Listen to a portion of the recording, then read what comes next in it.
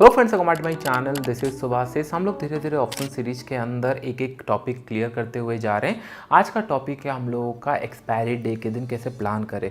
देखिए, जैसे 2018, 19 हुआ या 20 हुआ, उस टाइम पे हम लोग को एक्सपायरी मतलब थर्सडे के दिन होता था। सो दैट हम लोग बैंक निफ्टी या निफ्टी प्लान करते थे, और बैंक निफ्टी थोड़ा सा ज़्यादा वॉलेटाइल होता था या ज़्यादा मूव करता था, तो मैक्सिमम लोग थोड़ा सा बैंक निफ्टी प्लान करते थे। जबकि देखो, जहाँ पे सबसे ज़्यादा प्रॉफिट है वहाँ पे सबसे ज़्यादा रिस्क भी है। तो फिर अगर बैंक निफ्टी बहुत बड़ा मोमेंटम कर रहा है तो वॉलेटिलिटी ज़्यादा भी होता है, लेकिन लॉसेस भी होता है। लेकिन सबसे ज़्यादा लोग बैंक निफ्टी पसंद करते थे, एंड जितने लोग प्रॉफिटेबल होते थे थोड़ा सा बैंक निफ्टी पसंद करते थे, क्योंकि परसेंटेज वाइज यहाँ पे थोड़ा सा ज़्यादा प्रीमियम मिलता था और परसेंटेज रिटर्न थोड़ा ज़्यादा मिलता था। तो ये था थर्सडे के दिन। लेकिन आज के डेट पे अगर हम लोग देखेंगे तो हम लोग के लिए ऑलमोस्ट एवरीडे एक्सपायरी यहाँ पे हम लोग को मिल रहा है। तो हम लोग का प्लान ऑफ एक्शन थोड़ा सा चेंज होना चाहिए, क्योंकि आपको ही पता है नॉन एक्सपायरी डे पे अगर हम लोग ट्रेड करेंगे तो चांसेस आर वेरी है कि नहीं, प्रीमियम हमारे अगेंस्ट पे अगर मार्केट मूव किया तो ऐसे भी लॉस होगा। अगर मार्केट हमारे फेवर में भी मूव किया लेकिन स्लोली मूव किया तो भी प्रीमियम बढ़ते नहीं है ज़्यादा। इस ऑप्शन बाइंग सीरीज के अंदर मैं बार बार एक पॉइंट आपको सिखाने का ट्राई किया हूँ कि नहीं, सेटअप के पीछे मत भागो, risk to reward and money management के पीछे अगर आप फोकस करोगे, एटलीस्ट अगर मैं रिक्वेस्ट करूँगा आप लोगों को 1:2 या 1:3 वाले कोई भी सेटअप आप फॉलो कर सकते हो। 5 PM में इनसाइड कैंडल स्टिक पैटर्न, या फिर आप लोग इमेजिन करो कि नहीं प्राइस एक्शन, कोई भी आप फॉलो कर सकते हो, स्कैल्पिंग एनीथिंग। लेकिन आपका टारगेट 1:2 मिनिमम होना चाहिए। अगर आपको 1:3 डल लग रहा है अभी, फिर उसके बाद 20, 30, 40 ट्रेड ना 1:2, 1:3 लेके देखो, फिर आपको समझ में आ जाएगा। सेटअप आप खुद फॉर्मेशन कर लोगे, या फिर आपको समझ में आएगा कौन सा सेटअप आपके लिए अच्छा है। लेकिन रिस्क टू रिवॉर्ड के ऊपर फोकस करो, मनी मैनेजमेंट के ऊपर फोकस करो, काम थोड़ा सा ईजी हो जाएगा। और मेरा ये सीरीज के अंदर ये सबसे पहला प्रायोरिटी था कि मैं आपको बार बार ये पॉइंट के ऊपर स्ट्रेस डालूं, समझाऊं, सो दैट आप लोग धीरे धीरे इसको इंप्लीमेंट करना स्टार्ट कर दो। ऐसे भी आज तक प्रॉफिट नहीं हो रहा है, अगर प्रॉफिट हो रहा है तो फिर चला जा रहा है। एटलीस्ट ये ट्राई करके देखो, फिर 1-2 महीने के अंदर आपको पता चलेगा कितना सारा इंप्रूवमेंट आपके अंदर आया है। हमेशा मार्केट के अंदर two side of the coin होता है। अगर हम लोग ये सोचेंगे कि नहीं एक्सपायरी डे बढ़ गया है तो चांसेस है हम लोगों को ज़्यादा प्रॉफिट हो सकता है। लेकिन अगर हम लोग ये मान के चलेंगे, या फिर जो फैक्ट है मार्केट के अंदर 90 या 95% लोग लॉस करते हैं। एक एक्सपायरी था तभी भी लोग लॉस करते थे, अभी तो और ज़्यादा एक्सपायरी हो गया है, तो चांसेस आर वेरी है कि नहीं लोग और ज़्यादा लॉस कर सकते हैं। तो आपको बचाएगा कौन? Money management. आप अगर थोड़ा सा एज ए ऑप्शन बायर, हमेशा मैं बोलता हूँ कि नहीं, आपको ऑप्शन सेलर का पॉइंट ऑफ व्यू हमेशा समझना चाहिए। आपको ये समझना पड़ेगा कि नहीं ऑप्शन सेलर कितना खुश है अगर एवरीडे एक्सपायरी है। 100% ही विल बी हैप्पी, क्योंकि पहले क्या होता था, थर्सडे के दिन अगर वो ट्रेड कर रहा है, अगर एक ट्रेंडिंग हो जाता था, फिर उसको वेट करना पड़ता था नेक्स्ट एक्सपायरी, सो दैट कि नहीं एक्सपायरी पे जो प्रीमियम मिल रहा है या फिर जो मोमेंटम मिल रहा है, जो प्रीमियम वो कैच कर रहा है, वो फिर नेक्स्ट एक्सपायरी कैच करे। अभी इशू क्या है, अभी उनके लिए प्रॉफिट क्या होगा, जितने लोग ऑप्शन सेलर है, मंडे के दिन हो गया, ट्यूसडे के दिन हो गया, वेडनेसडे के दिन हो गया, ये फ्राइडे, थर्सडे, अगर एक्सपायरी एवरीडे है तो उनको ज़्यादा कुछ फर्क नहीं पड़ेगा। एक दिन में अगर ट्रेंडिंग में लॉसेस होता है, क्योंकि अगर कोई हेज करके रखा है और ट्रेंडिंग हो गया, लॉसेस हो रहा है, चलेगा, क्योंकि उनको फिर नेक्स्ट डे और एक अपॉर्चुनिटी मिलने वाला है। तो प्रोबेबिलिटी वाइज अगर ऑप्शन सेलर को थोड़ा सा प्रोबेबिलिटी ज़्यादा रहता है। जब हम लोग ऑप्शन सेलिंग सीरीज स्टार्ट करेंगे, वहाँ पे इन डिटेल से हम लोग समझेंगे किस तरीके से प्रोबेबिलिटी मैटर करता है ऑप्शन सेलिंग के अंदर। हिट द लाइक बटन अगर आपको इस सीरीज बहुत जल्दी चाहिए। मैं ट्राई करूँगा जितना जल्दी होगा वो सीरीज भी स्टार्ट कर दूँ, सो दैट आप दोनों पर्सपेक्टिव देखो एंड उसी हिसाब से आप लोग प्लान कर पाओगे, बायर सेलर, या फिर बायर कुछ टाइम फिर सेलर, या फिर सेलिंग से स्टार्ट करना, इट्स अप टू यू। पहले मैं इनिशियल स्टेज में क्या करता था, मैं पहले फोकस करता था एक्सपायरी डे पे, क्योंकि अगर उस दिन मैं करेक्ट हो गया तो बहुत जल्दी मुझे बहुत अच्छा पैसा मिल सकता है। क्योंकि जो थीटा डीके है वो 330 के अंदर अगर कहीं पे 1-2 घंटे पहले या 2 घंटे पहले अगर मूव किया तो बहुत अच्छे तरीके से मूव करेगा। फ्यूचर की तरह मेरा ऑप्शन प्राइस जा सकता है, क्योंकि मुझे बहुत ज़्यादा आउट ऑफ द मनी जाने का जरूरत नहीं है। एक्सपायरी डे पे मैं बहुत ज़्यादा फोकस करता था। अगर उस दिन लॉस हुआ या 2-3 एक्सपायरी अगर साइडवेज हो गया, फिर मुझे समझ में आता था आने वाले टाइम में ट्रेंडिंग हो सकता है, फिर मैं वेट करता रहता था। तो कभी कभी 4-5 एक्सपायरी में एक ट्रेंडिंग मिलता था, लेकिन अभी एवरी डे एक्सपायरी है। तो पहला पॉइंट है मनी आपने डिवाइड कर लिया। मनी मैनेजमेंट मैं आपको सिखा चुका हूँ, स्ट्राइक प्राइस कौन सा एंट्री करना है मैं आपको सिखा चुका हूँ। जितने लोग फर्स्ट टाइम ये वीडियो देख रहे होंगे, मैं रिकमेंड करूँगा एपिसोड 1 से लेकर आप कंटिन्यू देखना स्टार्ट करो, तो आपको समझ में आएगा किस तरीके से एक फ्रेमवर्क के अंदर आप ट्रेड कर सकते हो। तो भी हम लोग सिंपल रखेंगे। लेट्स से अगर आप निफ्टी में पहले ट्रेड करते थे, तो आप लोग फिन निफ्टी दोनों को कॉन्सेंट्रेट कर सकते हो, क्योंकि उनका जो प्रीमियम है, जो VABR है, ऑलमोस्ट थोड़ा सा सिमिलर काइंड ऑफ है। अगर आप लोग let's say bank Nifty trade करते थे, तो बैंक निफ्टी और सेंसेक्स दोनों को आप लोग प्लान कर सकते हो। सेंसेक्स में थोड़ा लिक्विडिटी कम है, तो आप लोग डेफिनेटली, और जितना क्वांटिटी आप अगर कम क्वांटिटी में ट्रेड करते हो वैसे आपको ज़्यादा फर्क नहीं पड़ेगा, धीरे धीरे ये लिक्विडिटी इंक्रीज होगा। लेकिन जहाँ पे लिक्विडेट होता है वहाँ पे कभी मार्केट ऑर्डर मत लेना, it's just a suggestion. Otherwise वहाँ पे फ्री ट्रेड होना बहुत ज़्यादा चांसेस है।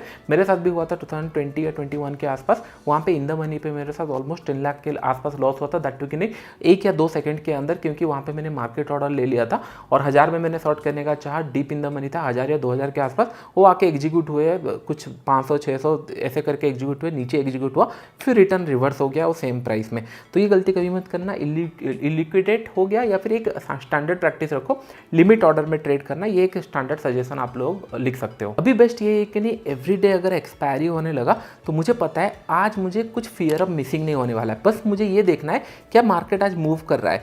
1 या 2 या 3 ट्रेड या 4 ट्रेड मैक्सिमम, पहला स्टैंडर्ड रूल आपका क्लियर है, 3 से 4 ट्रेड मैक्सिमम दिन का प्लान करो या 2 से 3 ट्रेड, उससे ज़्यादा प्लान मत करो। टेस्ट करो मार्केट को कि नहीं हाँ आज क्या मूव कर रहा है, अगर मूव कर रहा है तो 1:3 तक मैं होल्ड करूंगा, अगर आज मूव नहीं कर रहा है तो आज ऑप्शन सेलर का डे है। डेफिनेटली ऑप्शन सेलर कौन से दिन पे डरता है, जिस दिन मार्केट बड़ा मूव करता है, जिस दिन बड़ा मूव करेगा दैट वो मार्केट फिर ऑप्शन बायर को चाहिए होगा या आपको चाहिए होगा, तो उस दिन मेक श्योर करना थोड़ा सा टारगेट बड़ा रखना। लेट से मैं फिर निफ्टी में आज ट्रेड कर रहा हूँ, मैं 30 या 40 रुपये में परचेस किया, 20 रुपये स्टॉप लॉस डाला और टारगेट 70-80 या 100 रुपये के आसपास में रख दिया हूँ। अगर आज मूव नहीं किया, हो सकता है कि वो थोड़ा बहुत मेरे फेवर में जाके क्लोज हो, थोड़ा बहुत प्रॉफिट मिले, या फिर आके ऐसे लीड करेगा। एक बार ऐसे लीड किया मेरा 20 रुपये गया, फिर से मैंने नेक्स्ट ट्रेड ट्राई किया और एक बार ऐसे लीड हुआ मैंने बंद कर दिया। फिर मैंने देखा 12-1 बजे के आसपास इधर हाई क्रॉस कर रहा है, लो क्रॉस कर रहा है, उसी फेवर में एक ट्रेड लिया, फिर मार्केट रिवर्स हो गया। दैट मीन्स आज आपने 3 बार ट्रेड ट्राई किया लेकिन मार्केट साइडवेज चला गया, यू शुड फील हैप्पी, क्योंकि आपको भी पता है कि नहीं अगर साइडवेज मार्केट कंटिन्यूसली जा रहा है तो डेफिनेटली एक ऑप्शन बायर का दिन आएगा। अगर ऑप्शन सेलर हर दिन पैसा कमा रहा है, एक दिन एक बड़ा पैसा जाने वाला है, ये आपको पता है। ऑप्शन सेलर का डिमेरिट ये है कि नहीं वो स्मॉल प्रॉफिट कमाता रहता है, लेकिन एक दिन अगर ज़्यादा गलती करता है तो वहाँ पे बड़ा लॉस हो सकता है, क्योंकि मार्केट अगर बहुत बड़ा मूव किया तो बहुत बड़ा लॉसेज आ सकता है। जैसे फिर निफ्टी अभी रिसेंट टाइम में बहुत बड़ा मोमेंटम किया, 1 रुपये का प्रीमियम 100-150 जाते हुए दिखे। एक ऐसा गलती करते हैं ऑप्शन सेलर तो पूरा पैसा चला जाता है।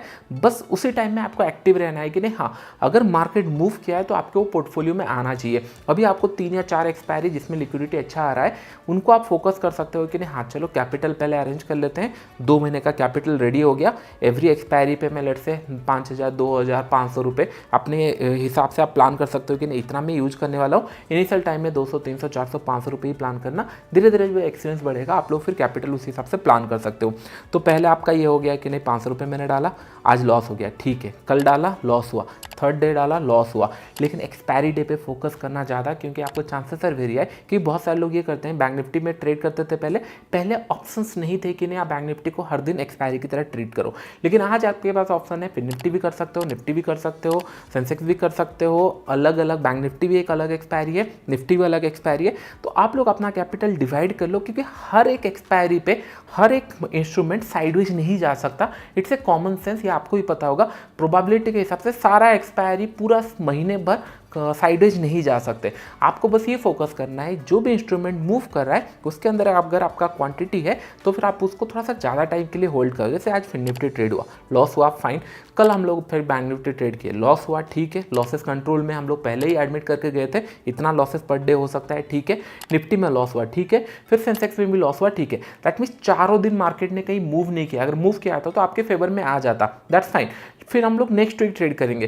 क्या आपको नहीं लगता है कि ऑप्शन सेलर कंटिन्यूसली 4 दिन प्रॉफिटेबल होगा तो उसको भी डर लग रहा होगा कि नहीं हाँ लास्ट वीक कंटिन्यूसली साइडवेज था, आज मार्केट मूव करेगा। आप थोड़ा सा इमेजिन करो कि नहीं 4 दिन का स्ट्रक्चर कैसे होगा, जहाँ पे आपने 12 बजे भी ट्रेड किया लॉस हुआ, 9 बजे भी ट्रेड किया लॉस हुआ, 10 बजे के आसपास कुछ ट्रेड किया लॉस हुआ, दैट मीन्स कंटिन्यूसली वो साइडवेज के आसपास है। अगर ब्रेकआउट दिया होता तो कुछ ना कुछ प्रॉफिट आपको चांसेस से मिल सकता था। हो सकता है आप 1:2 1:3 नहीं ले पाए इनिशियल टाइम में, लेकिन मार्केट मूव करेगा तो आपको एटलीस्ट दिख जाएगा कि नहीं हाँ एटलीस्ट आज मूव हुआ है या फिर प्रॉफिट गया है, प्रीमियम गया है। तो इस तरीके से आपको बस फोकस ये करना है, 4 एक्सपायरी में अगर महीने भर में 16 एक्सपायरी या फिर 15 एक्सपायरी अगर आप कैलकुलेट कर रहे हो, आप उतना अगर ट्रेड कर रहे हो, उसमें से अगर 3-4 एक्सपायरी भी अगर मूव कर रहा है या 5 एक्सपायरी मूव कर रहा है, वो आपके फेवर में आए। आई होप मेरा पॉइंट आप समझ रहे होंगे। तो पहले आपको कहाँ फोकस करना है, 95% या उससे ज़्यादा का लोग लॉस करते हैं, क्योंकि चार्जेस एंड ऑल, कुछ लोग प्रॉफिटेबल भी रहते हैं लेकिन चार्जेस एंड ऑल के कारण लॉसेस करते हैं।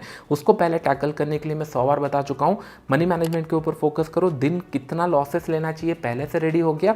सेकंड, रिस्क टू रिवॉर्ड के ऊपर फोकस करो एंड एक बड़ा ट्रेंड के लिए प्लान करना। Risk to reward in the sense छोटा लॉसेस देते रहो, एक बड़ा प्रॉफिट के लिए प्लान करो। अगर इमेजिन करो आपने आज 30 रुपये का एसएल डाला और अगर आपको 150 या 200 रुपये बैंक निफ्टी मिल गया, इसको आप नेक्स्ट 5 एक्सपायरी तक ट्रेड कर सकते हो और चांसेस आर वेरी है कि नेक्स्ट 5 बैंक निफ्टी एक्सपायरी में फिर से अगर मूव आ गया तो आपको फिर 40-30 रुपये मिल जाएगा। जैसे मैं आपको बता रहा था, हमेशा दोनों साइड ऑफ द कॉइन देखने का कोशिश करो। पहला पॉइंट है, अगर आपका ओवर ट्रेडिंग कंट्रोल नहीं हो रहा है या फिर आप लेट से अननेसेसरी ट्रेड ले रहे हो, मनी मैनेजमेंट नहीं है, फिर आप एक ही एक्सपायरी फोकस करना। सारे एक्सपायरी अगर फोकस करोगे तो चांसेस आर वेरी है कि नहीं आप पूरा पैसा खत्म कर दोगे।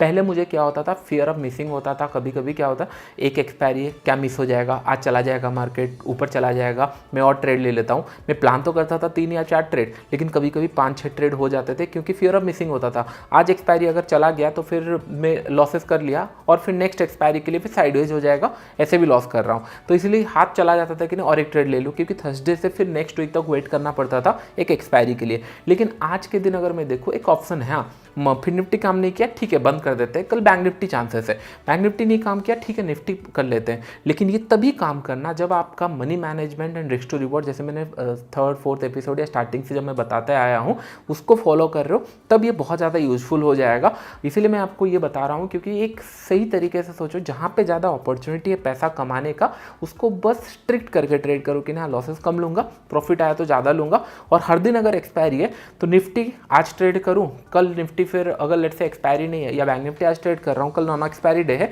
क्यों मैं अननेसेसरी पैसा वहाँ पे फंसाऊंगा। जबकि मुझे पता है बैंक निफ्टी में हर दिन क्यों ट्रेड करता था, मुझे लगता था कि हाँ फ्राइडे के दिन मूव हो सकता है।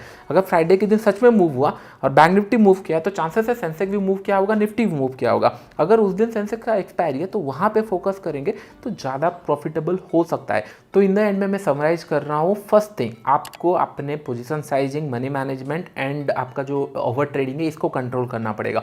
अगर एक बार ये कंट्रोल हो गया, मैं सीरीज के अंदर ऑलरेडी बता चुका हूँ कैसे कंट्रोल करें।